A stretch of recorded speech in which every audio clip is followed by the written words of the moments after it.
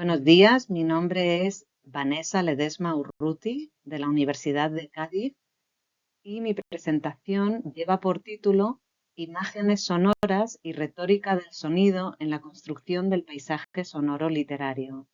Estrategias de análisis a partir de la tierra baldía de T.S. Eliot. En primer lugar, ofrecemos un marco teórico, un contexto del paisaje sonoro literario. Intentaremos justificar su estudio en el campo de la literatura. También hablaremos de las características que debe tener todo paisaje sonoro literario. En tercer lugar, hablaremos del caso de la tierra baldía de T.S. Eliot e intentaremos explicar por qué esta obra es fundamental en el caso de la construcción de imágenes sonoras y retórica del sonido. En cuarto lugar, hablaremos de herramientas metodológicas para analizar el paisaje sonoro literario y, por último, ofreceremos una conclusión de lo expuesto. En cuanto al marco teórico, cabría preguntarse dónde podemos situar o contextualizar teóricamente el estudio del paisaje sonoro literario. Hay que acudir, en primer lugar, a la obra canónica sobre el tema del paisaje sonoro de Murray Schafer, ya muy famosa, de 1977, traducida al español con el título de El paisaje sonoro y la afinación del mundo. Más concretamente, podríamos contextualizar teóricamente el estudio del paisaje sonoro literario en torno a tres disciplinas o tres ramas. Una de ellas, la primera, sería la semiótica cultural, que concibe el paisaje sonoro como un plano o una faceta, lo llaman subscape, de la semiosfera. En segundo lugar, los estudios literarios o sound studies, un campo emergente de investigación que propone el estudio de las dimensiones sonoras de la experiencia social y cultural.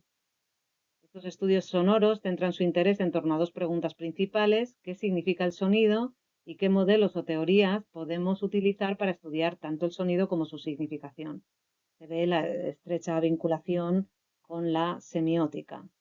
En tercer lugar, ya más concretamente, los estudios literarios, la teoría de la literatura, pues nos da pautas para poder analizar el paisaje sonoro como un subpaisaje dentro de los estudios sobre el paisaje visual y muy relacionado también con las teorías de las artes, la teoría pictórica, etc. De hecho, muchos de los conceptos que se utilizan para analizar el paisaje sonoro son conceptos espaciales como perspectiva, fondo, figura, campo.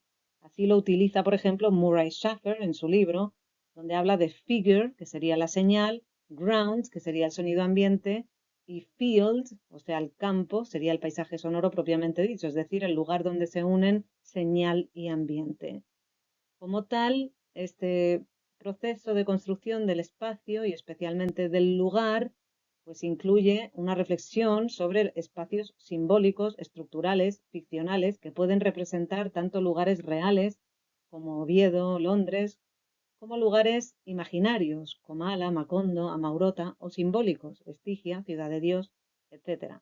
Por último, cabe destacar la distinción entre la literatura tradicional en papel y la literatura digital, que añade al paisaje sonoro no audible de la literatura en papel, añade los archivos audibles, revolucionando de alguna manera el paisaje sonoro en la literatura. Véase mi artículo sobre el paisaje sonoro en la literatura digital, donde explico en detalle tal distinción y sus consecuencias para la literatura. Un error común es confundir el paisaje sonoro con la música, ya sea en forma de referencias a la música, por ejemplo, en Four Quartets de T.S. Eliot, o en la propia musicalidad del lenguaje, el tono, el ritmo, la ritma, las figuras fonéticas, etc.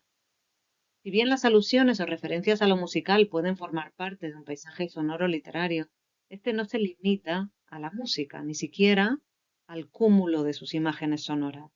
Para demostrarlo, tomamos dos ejemplos de la poesía sonora. Vemos que en los dos poemas, tanto en el de Kurt Schwitters como en el de Christian Morgenstern, la canción nocturna de los peces, en ambos se exploran los límites entre el lenguaje humano y la música. En ambos también se deja de lado completamente el plano léxico-semántico, es decir, no tiene ninguna importancia el significado. En el segundo caso, en la canción nocturna de los peces, es aún más abstracto, parece una partitura o un patrón rítmico en el que ya se ha dejado de lado incluso la fonética. La pregunta sería, ¿podemos hablar en estos casos de poemas sonoros de paisaje sonoro literario? Hemos dejado un momento de suspense para que cada uno responda a la pregunta. A nuestro juicio, no podemos hablar aquí de paisaje sonoro literario. Vamos a poner dos pegas a esta hipótesis. En primer lugar, estamos ante una reducción al primer plano del sonido, es decir, a la señal. En este caso solo habría un plano de análisis, que sería el fonológico fonético, pero para que haya paisaje sonoro literario tienen que darse al menos dos planos, es decir, tiene que haber una combinación. Si no, no podemos siquiera ubicar esos sonidos en el espacio, lo que nos lleva a la segunda pega que vamos a poner, que es consecuencia de la primera, es que el sonido está totalmente desligado de cualquier concepción o constitución poética del espacio y, por tanto, del lugar. Nos encontramos ya en disposición de dar una definición del paisaje sonoro literario, que sería una composición poética de un ambiente sonoro, un espacio o un lugar, a través de la combinación de distintos planos sonoros. Bueno, pasamos ahora al ejemplo de la tierra baldía. Cabe preguntarse si podemos hablar de paisaje sonoro en esta obra. A nuestro juicio sí está justificado, en primer lugar, porque el texto denota una clara preocupación por describir ambientes sonoros, en particular por contraponer dos retóricas sonoras. Una sería la de ese mundo que está en descomposición o ya disuelto, ese mundo antiguo, prebélico, que se refleja en esa naturaleza estéril, donde apenas hay sonidos, tampoco hay nadie para escucharlos, y entonces los sonidos aparecen como ahogados, desoídos, olvidados, como ecos de un mundo ya disuelto. Frente a esto se contrapone otra retórica sonora, que es la del ruido, la del paisaje sonoro de la metrópolis industrial, con sus transportes, con su jazz, con sus gramófonos, con su cháchara, etcétera. En segundo lugar, podemos hablar de paisaje sonoro porque, como hemos dicho, hay distintos planos de significación que aparecen constantemente en la obra: el plano fonético-fonológico, el plano simbólico en tercer grado, en segundo grado, el plano metafórico, prosódico, etc. En tercer lugar, también debemos destacar la complejidad de la simbología alrededor de las imágenes sonoras. Uno de los símbolos fundamentales con los que se va hilvanando el paisaje sonoro de la obra es el de Filomela, la ninfa a la que el rey Tereo arranca la lengua para que no pueda contar su historia, la historia de una violación por parte de dicho rey. Este símbolo está referido o condensa una serie de imágenes referidas a la mudez, a la incapacidad del ser humano para hablar, a esas voces cortadas, voces cercenadas, interrumpidas, que reflejan en última instancia pues la incapacidad de la vida moderna para la comunicación y la esterilidad de las relaciones humanas. Tiempo aquí de analizar minuciosamente cada elemento del paisaje sonoro, así que lo que vamos a hacer a partir de ahora es dar algún tipo de herramienta metodológica para enfrentarse a un paisaje sonoro literario en el caso de que encontremos una obra donde sea pertinente hablar de imágenes sonoras, retórica sonora o paisaje sonoro. Hemos adelantado ya una parte de esta clasificación cuando hemos hablado de los distintos planos de significación en los que se puede dar el sonido. Vamos a continuar esta clasificación ahora y vamos a dividir las imágenes sonoras según su composición, tipología y representación. Según su tipología, vamos a hacer una tipología así muy general, podemos hablar de tres tipos de sonidos: las voces humanas emitidas por seres humanos a través del aparato fonador, los sonidos de la naturaleza, sonidos animales, fenómenos atmosféricos, accidentes geográficos, etc. Sonidos mecánicos, por ejemplo, sonidos emitidos por las máquinas o por el ser humano en interacción con la naturaleza, reflejando su acción sobre ella, por ejemplo, el martilleo. En cuanto a su composición, podríamos hablar de 4 subapartados. Si hablamos de la organización del sonido, podemos hablar de sonidos organizados o sistematizados, por ejemplo, la música, el canto, el ritmo, el lenguaje en el sentido de la langue, de Saussure, ciertos silencios, etc. Sonidos no organizados serían, por ejemplo, el ruido, las interrupciones, el habla, el apagón, las pausas, las intermitencias, etc. En cuanto a su localización, ya hemos adelantado que los sonidos pueden estar en primer plano, que sería la señal, o sea, más cerca, o en el fondo, sonidos ambiente, ruido de fondo, toda la sonoridad relativa al entorno, sonidos envolventes, etc. En cuanto a su calidad o definición, las imágenes sonoras, así como los paisajes sonoros compuestos por estas imágenes, pueden ser de alta fidelidad. También Schaffer hace esta clasificación en Hi-Fi Soundscapes y Lo-Fi Soundscapes. Los de alta fidelidad serían aquellos paisajes en los que los sonidos son discretos, es decir, se puede distinguir claramente la fuente de cada sonido, mientras que la baja fidelidad sería sonidos pues más del ruido, sonidos, el sonido blanco, los sonidos de la ciudad, del transporte, etc. En cuanto a su potencia, podríamos hablar del volumen de las imágenes sonoras, así como de su intensidad y de su frecuencia. Pasamos ahora a la representación. El sonido se puede representar de forma directa o indirecta.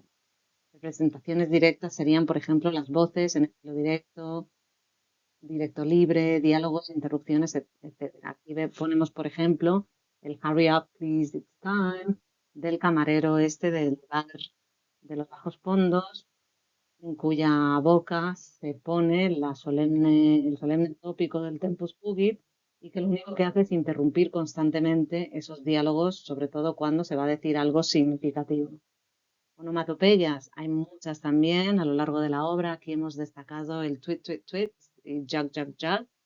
El tweet hace referencia al canto del ruiseñor, es decir, otra vez al símbolo de Filomela, y el jug, jug es una onomatopeya soez, grosera, referida al acto sexual, en este caso es una violación, y bueno, habría que tener también un poco de cuidado en las traducciones que se hacen de esta onomatopeya, puesto que habría que conservar siempre el carácter soez que tiene. Hay simbolismos, hay vocalizaciones, casos de ritmo y rima que también forman parte del paisaje sonoro, la mezcla de distintas lenguas que también añade a la musicalidad del lenguaje. En cuanto a la representación indirecta, podemos hablar de alusiones explícitas, donde se hace mención expresa al sonido, la voz, la música, alusiones implícitas, donde se hace una mención a objetos o fenómenos sonoros, pero no al sonido propiamente. Veamos un ejemplo. Aquí, The Crickets, pues bueno, si pensamos en un grillo, automáticamente pensamos en el sonido. Sin embargo, no hay una alusión directa, mientras que en el siguiente verso, And the dry stone, no sound of water, aquí sí, porque estamos hablando directamente de que no hay sonido del agua en esta tierra baldía. En cuanto a la intertextualidad sonora, pues puede aparecer de muchas maneras. He puesto aquí 2 ejemplos. Este Oh, oh, oh, That Shakespearean Rag, que es una canción de la época, es un rag de la época que se llama así.